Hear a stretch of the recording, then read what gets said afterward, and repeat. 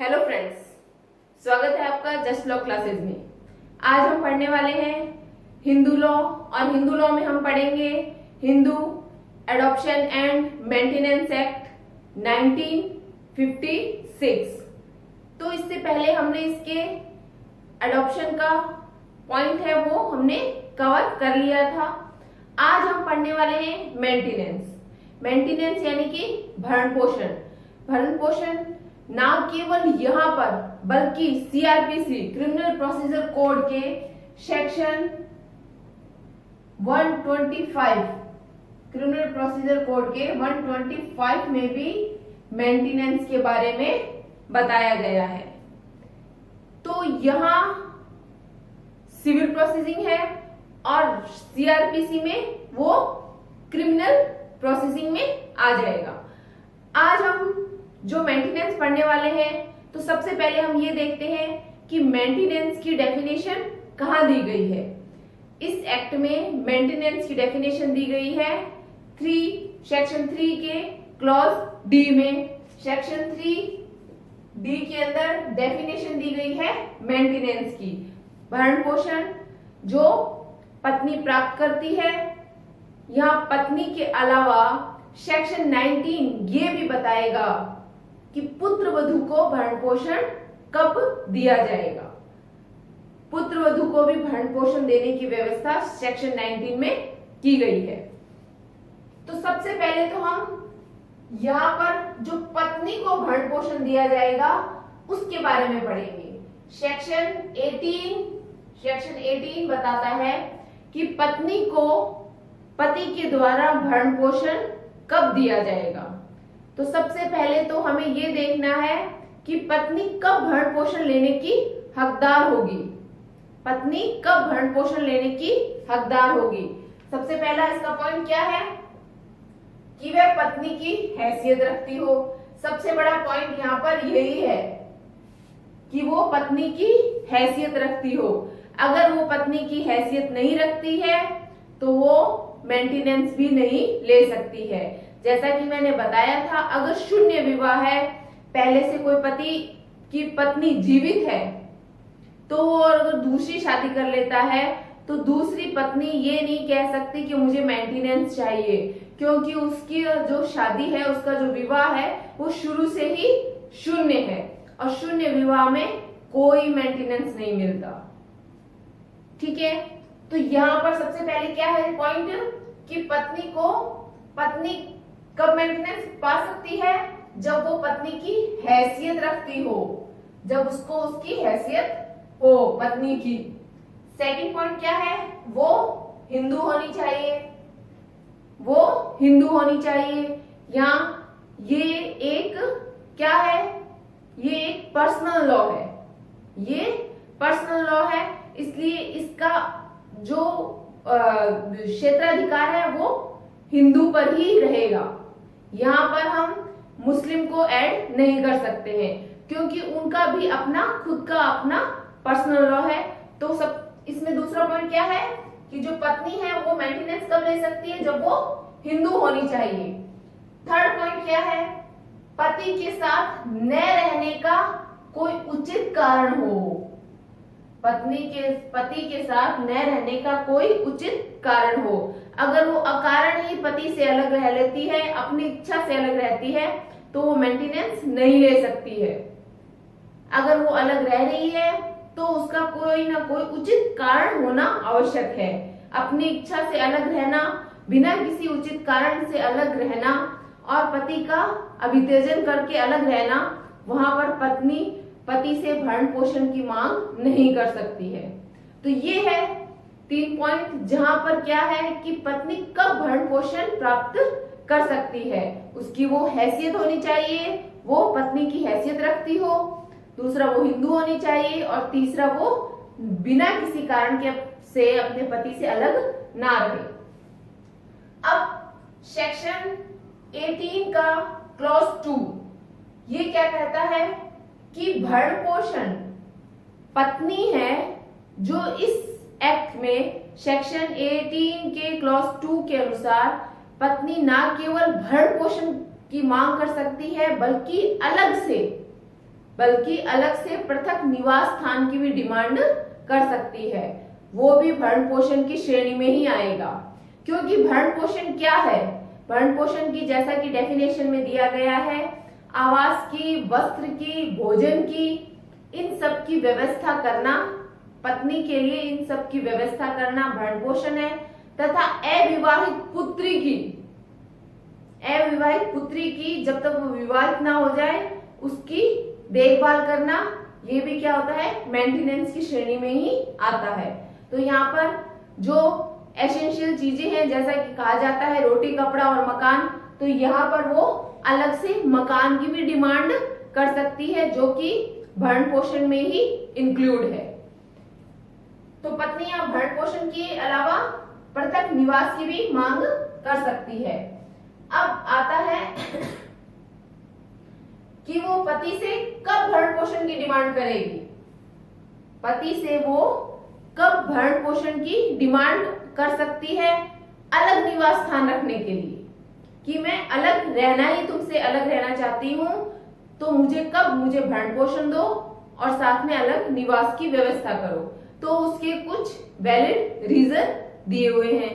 तो सबसे पहले हम उन रीजंस को देखते हैं। सबसे पहला क्या रीजन है हमारा? कारण क्या है? कि पति ने अकारण ही पत्नी का वित्यजन कर दिया हो। पत्नी ने बिना किसी कारण के ही पत्नी को अपने से अलग कर दिया है, या अपने परिवार से, अपने जो वैवाहिक संबंध से उसे दूर कर दिया है। अभित्यजन का अर्थ यही है, त्याग करना, जिसपे मैं एक सेपरेट वीडियो ऑलरेडी पहले से बना चुकी हूँ। तो पति ने अकारण ही पत्नी का अभित्यजन कर दिया हो तो पत्नी भरण पोषण की डिमांड करेगी। जब पति ने उसे त्याग दिया है तो पत्नी भरण पोषण की डिमांड भी करेगी, और क्या करेगी? अपने अलग पृथक निवास स्थान की भी मांग कर सकती है। सेकंड पॉइंट क्या आता है? पति द्वारा पत्नी से क्रूरता।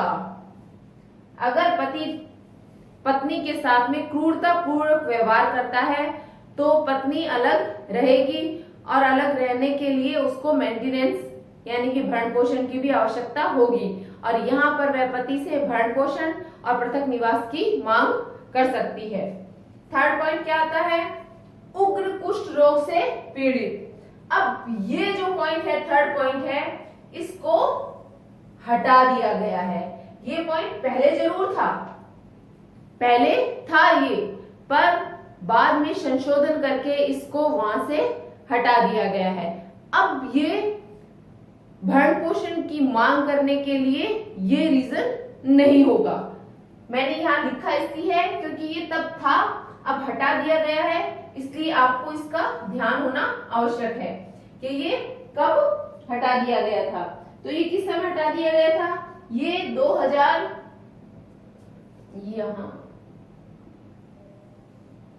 2019 में संशोधन करके हटा दिया गया है, उग्र कुष्ठ रोग से पीड़ित वाला। अब आता है फोर्थ पॉइंट, अन्य कोई पूर्व पत्नी जीवित हो। अगर पति की उस पत्नी के अलावा कोई अन्य पत्नी जीवित है तो वो उसके साथ नहीं रह सकती है, और वो अलग भरण पोषण की और उसकी डिमांड कर सकती है। मान लीजिए उसके रहते हुए उसने किसी दूसरी स्त्री से शादी कर ली है, और अगर उस पहली पत्नी को पता चलता है तो वो अलग रहने की और भरण पोषण की डिमांड कर सकती है और उसकी मांग कर सकती है। तो ये 4 पॉइंट ये हो गई। अब आता है पॉइंट नंबर 5 कि अगर पति कोई रखैल रखता है तो पत्नी का उसके साथ रहना दूभर है, तो वहां पत्नी भरण पोषण की और निवास स्थान की मांग कर सकती है। 6 पॉइंट क्या आता है कि अगर पति ने हिंदू धर्म ही त्याग दिया है, वो हिंदू ही नहीं रहा है, तो पत्नी का पति से अलग रहना वाजिब कारण भी है और भरण पोषण की मांग करना भी एक वैलिड रीजन होता है। 7 पॉइंट आता है अन्य कोई न्यायोचित कारण। इस सब पॉइंट के अलावा अगर कोई अन्य जो न्यायालय की नजर में, कोर्ट की नजर में अगर कोई उचित कारण है तो वो वहां पर भी पत्नी अलग से भरण पोषण की और मेंटेनेंस की मांग कर सकती है। तो ये कुछ पॉइंट हो गए हैं जहां पत्नी मेंटेनेंस की मांग करती है। अब वो कब नहीं कर सकती है वो पॉइंट हमने देख लिए हैं। सेक्शन 18 का क्लॉज 3 ये बताता है कि वो मांग नहीं कर सकती,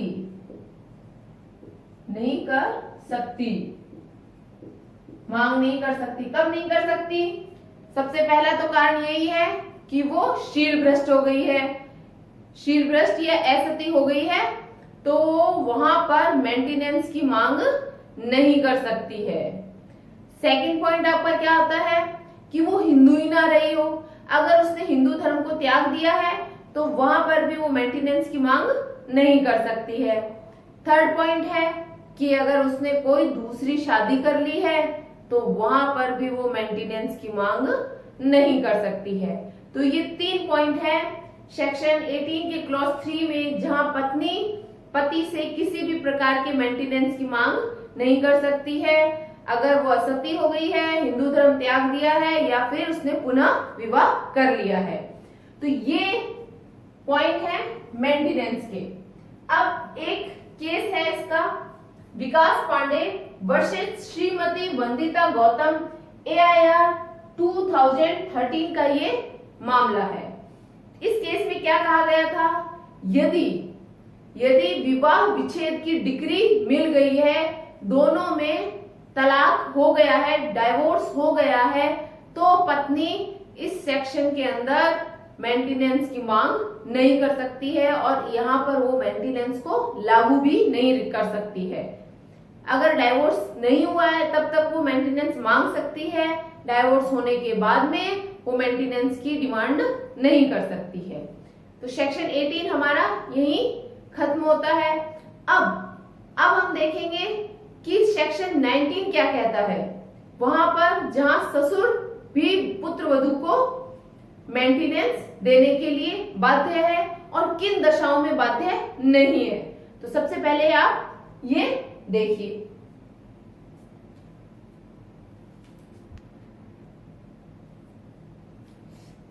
आइए अब देखते हैं कि विधवा पुत्र वधू कब अपने ससुर से मेंटेनेंस की मांग कर सकती है। सेक्शन 19 हमें विधवा पुत्र वधू के बारे में बताएगा, क्योंकि वो पत्नी होगी और अगर उसका पति जीवित है तो वो अपने पति से डिमांड करेगी, और अगर वो उसके हस्बैंड मर चुके हैं तो विधवा पुत्र वधू की भरण पोषण करना ससुर का दायित्व हो जाएगा।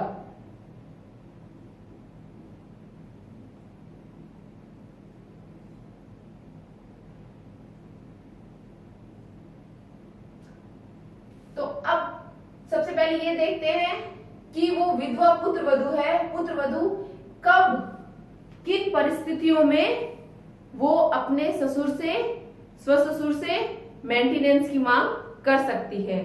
सबसे पहला इसका पॉइंट क्या आता है कि जब वो खुद स्वयं अपने अर्जन के द्वारा, यानी कि वो स्वयं किसी भी प्रकार का अगर अर्जन करती है तो मेंटेनेंस की मांग नहीं कर सकती है, परंतु वो किसी भी प्रकार का कोई अर्जन नहीं करती, किसी भी प्रकार की कोई उसके पास में कमाई का साधन नहीं है, तो या कोई संपत्ति से उसका भरण पोषण करने में असमर्थ है, ना तो वो कोई अर्जन कर रही है, ना ही इसके पास ऐसी कोई संपत्ति है जिससे वो अपना भरण पोषण कर सके।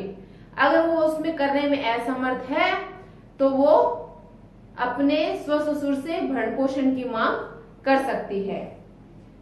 सबसे पहला, स्वयं अपने अर्जन या अपनी संपत्ति से भरण पोषण करने में असमर्थ है। तो सेकंड पॉइंट आता है आपका, जहां उसके पास स्वयं की कोई संपत्ति नहीं है, जहां उसके पास में अपनी कोई भी किसी भी प्रकार की संपत्ति नहीं है, तो वहां पर भी वो डिमांड कर सकती है। फर्स्ट और सेकंड पॉइंट में क्या फर्क है, यहाँ संपत्ति है ही नहीं, 0, और यहाँ अगर खर्चा 1 है तो कमाई कितनी है 1.4, यानी कि वहां असमर्थता है। प्रॉपर सफिशिएंट बैलेंस, यहाँ सफिशिएंट बैलेंस की बात हो रही है और यहाँ 0, कुछ भी नहीं है। तो दोनों ही परिस्थिति में वो मेंटेनेंस की मांग कर सकती है। थर्ड पॉइंट क्या आता है, अपने पति की संपदा से भरण पोषण करने में असमर्थ है। यदि उसके पति ने कोई संपदा छोड़ी है थोड़ी बहुत उसके लिए, जो जिससे कि वो भरण पोषण करने में असमर्थ है, तो वहां पर भी वो क्या कर सकती है, मेंटेनेंस की मांग कर सकती है। अपने माता पिता, पति के बाद में आता है अगर उसके माता पिता की अगर कोई संपत्ति है और उससे भी वो भरण पोषण करने में असमर्थ है, तो वो स्वससुर से भरण पोषण की मांग कर सकती है। पति, माता पिता और पुत्र या पुत्री, ये तीनों इसमें कवर होते हैं कि अगर पति के पास में या उसके माता पिता के पास में या उसके कोई पुत्र या पुत्री हैं, तो उनकी संपदा से अगर उसका भरण पोषण हो सकता है तो वो ससुर से भरण पोषण की मांग नहीं करेगी। परंतु अगर उनसे उसका भरण पोषण नहीं होता है, वो उसका भरण पोषण मेंटेनेंस को करने में असफल है, असमर्थ है, तो वहां उन परिस्थिति में वह अपने स्वससुर से भरण पोषण की मांग कर सकती है। तो ये है भरण पोषण की मांग करने के, स्वससुर से भरण पोषण की मांग करने के कुछ पॉइंट। अब इसके बारे में दो केस हैं। पहला केस आपका